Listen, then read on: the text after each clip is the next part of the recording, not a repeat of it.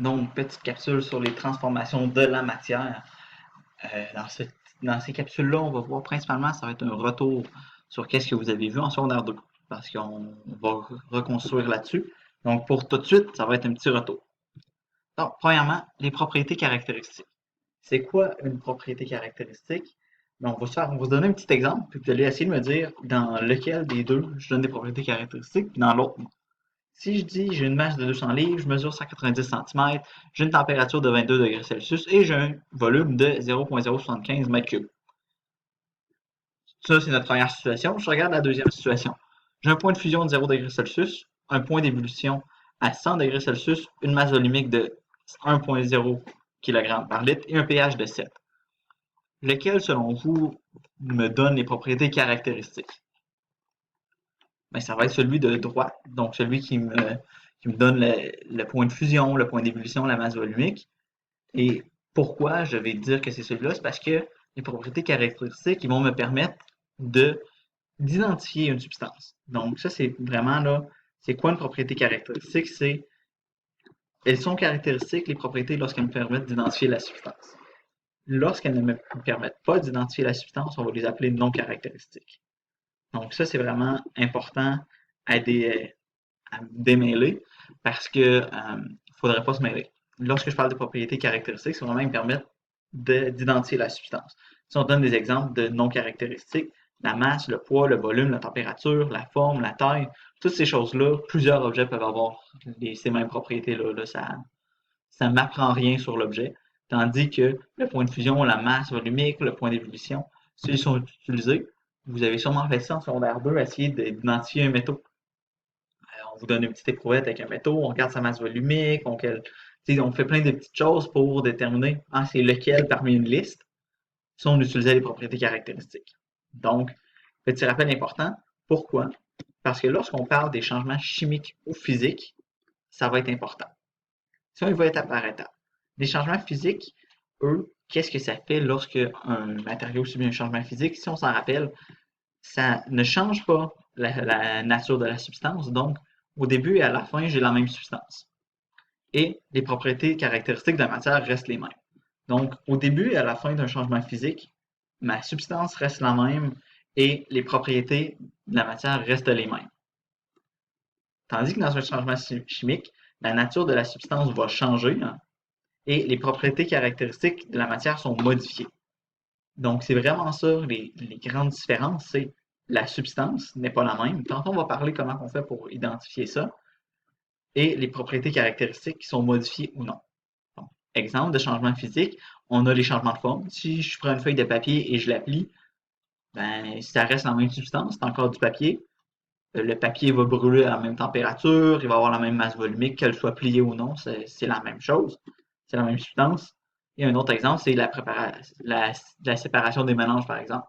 Si je me fais une salade, mais les choses qui composent ma salade, la salade, les tomates, le fromage, par exemple, mais c'est encore de la salade, des tomates et du fromage. Même si je les mélange, c'est encore là, ils ont les mêmes propriétés.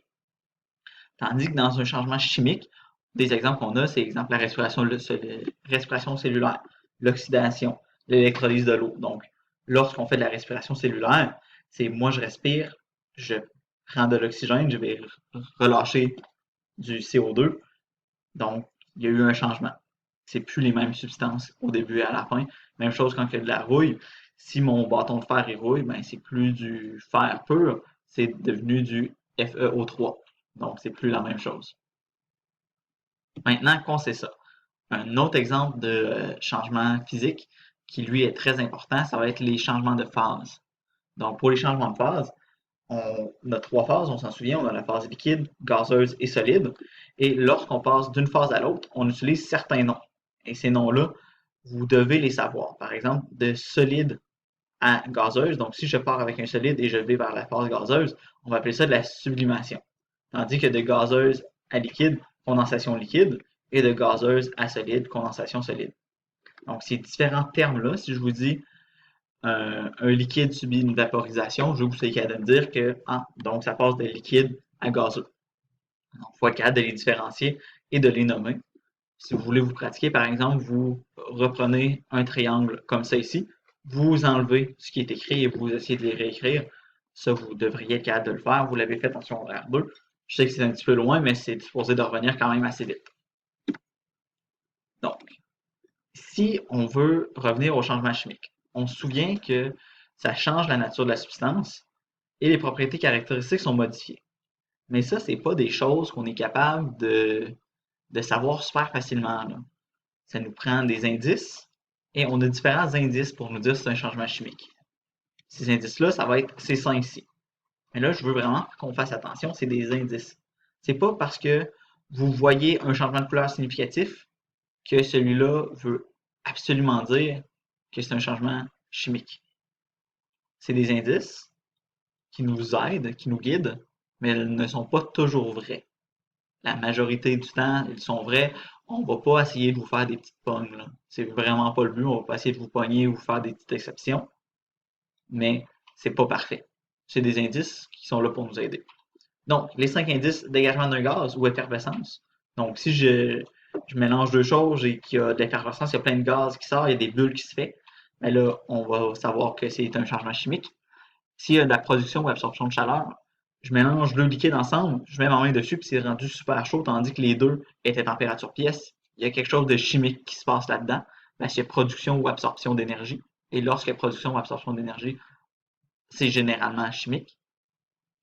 La production de lumière vive. Donc, si je mets en feu un petit morceau, ça fait une grande lumière, par exemple le magnésium, on va vous faire une petite démo avec ça. Vous allez voir, ça c'est un changement chimique. Un changement de couleur significatif, comme on a dit, c'est un indice aussi. Puis la formation d'un précipité. Donc, s'il y a un précipité qui se forme à la suite d'un mélange, on va dire que c'est un changement chimique. Maintenant,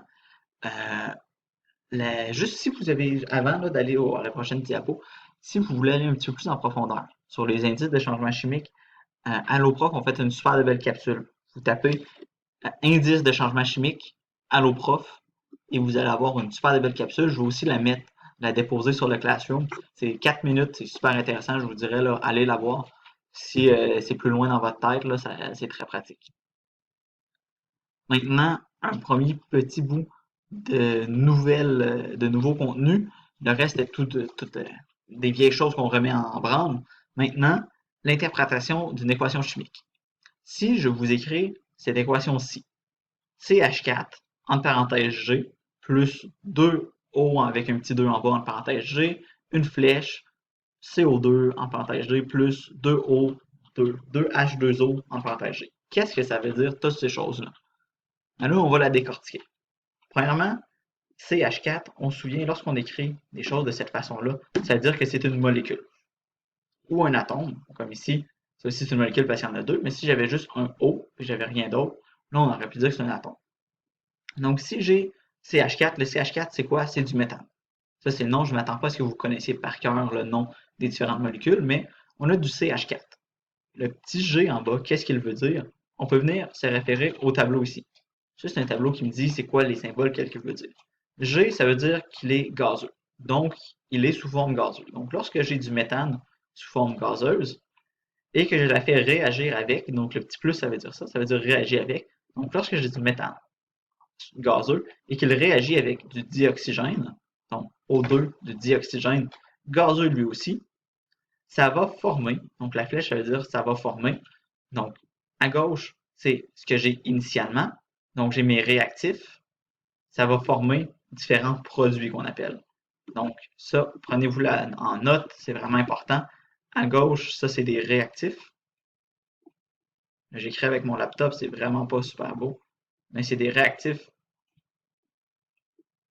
Tandis qu'à droite, on a des produits.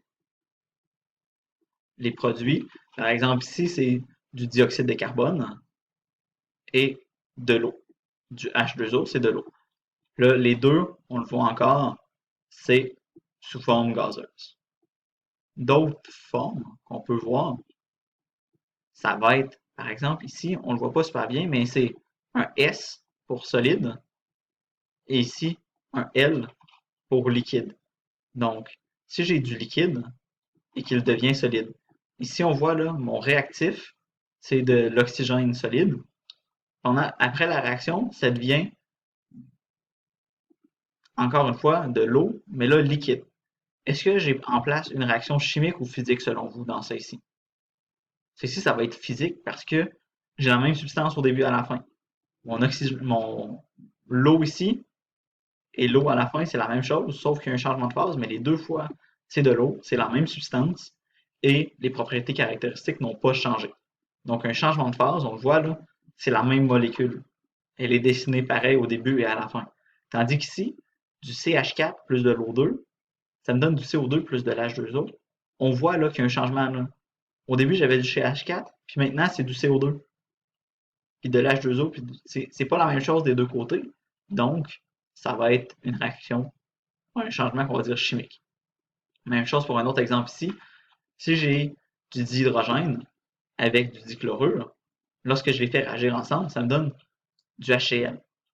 Mais là, ça, le HCl, c'est pas la même chose qu'avant. Ça n'a pas les mêmes propriétés caractéristiques, c'est pas la même substance, donc on a un changement chimique. Là, un petit exemple pour voir si vous comprenez bien au niveau moléculaire. Si j'ai trois choix, ça c'est une molécule de méthane, ça c'est une molécule de dihydrogène, dioxygène, désolé. Lorsque je les fais réagir, ça devrait ressembler à quoi à la fin? Bien, si on se souvient, la conservation de la masse va me dire que j'ai la même chose au début qu'à la fin. Donc, au début, j'ai trois petites boules blanches. J'ai quatre boules blanches. À la fin, je devrais en avoir quatre. Ah, c'est juste dans celui-là qu'il y en a quatre. Donc, c'est vraiment juste mon choix 2 qui vient être la bonne représentation parce que j'ai les mêmes choses au début qu'à la fin. Donc, j'ai quatre rouges, un noir, quatre blancs, quatre blancs. Donc, ça fait le tour pour ce que je voulais qu'on voit aujourd'hui. C'est vraiment beaucoup de retour sur les choses avant. Et je vous conseille réellement, là, n'oubliez pas, d'aller écouter la capsule d'Allo Prof. C'est super pratique pour vous remémorer tout ça.